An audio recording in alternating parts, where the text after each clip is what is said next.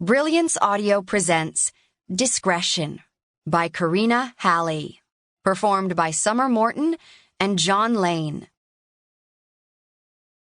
Train ticket? Check. Phone? Check. Ridiculous travel wallet that wraps around my leg?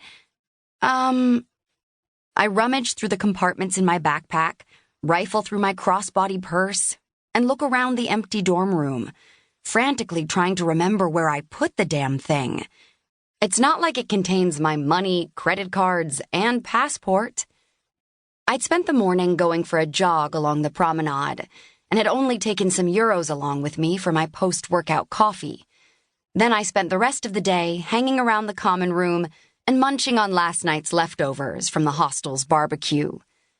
On those days when I don't have to spend my money on food, I take advantage. I'm like a jackal, but with lipstick. Only right now, I won't be able to afford another lipstick unless I find my money belt. Then I remember stumbling to my bed last night after too many drinks at the bar and becoming suddenly suspicious of everyone in the room. I reach over and lift the edge of the mattress. Ta-da! My money belt. With a sigh, I grab it and clutch it to my chest. After 2 months backpacking through Europe, you'd think I'd have a better idea where I put things. But hey, at least I was being vigilant after a bottle of wine. I've heard enough horror stories from the people I've met so far to know that the worst-case scenario is always around the corner. And currently, my worst-case scenario is losing either my passport or my wallet.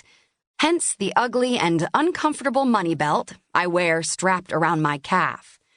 Depending on the sketchiness of the hostel I'm staying at, the money belt sometimes stays on me as I sleep.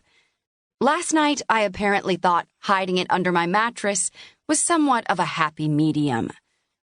I pull up the leg of my wide linen pants, which are wrinkled beyond belief, and strap the belt on. Then take one last look around the dirty, threadbare room with sagging bunks and the unshowered stink of a couple of Swiss guys who arrived yesterday.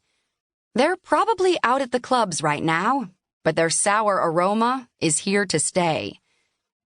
When I first came to Europe, I never dreamed of staying in a rundown backpacker hostel like this one.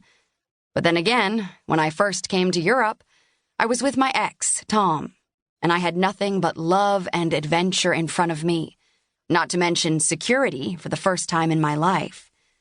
Though I'd saved up as much money as I could from working at the university bookstore after classes, it was Tom who really planned ahead for both of us.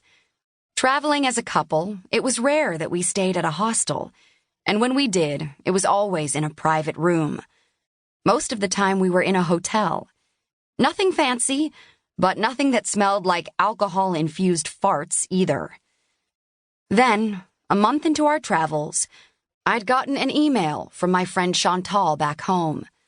The email that changed my life. Chantal told me Tom had been sleeping with our mutual friend Jen throughout the 2 years we'd been together, and, suffice to say, an epic breakup to end all breakups occurred, right in the middle of the train station in Vienna. So now Tom's gone back to Seattle, and I've been staggering around Europe with a broken heart and a dwindling bank account, trying to figure out what to do with myself. I've got 3 weeks before I have to fly back home, and I have no idea what I'll do if I find out Tom is in most of my classes in September. I don't even know what I'll do with myself, period.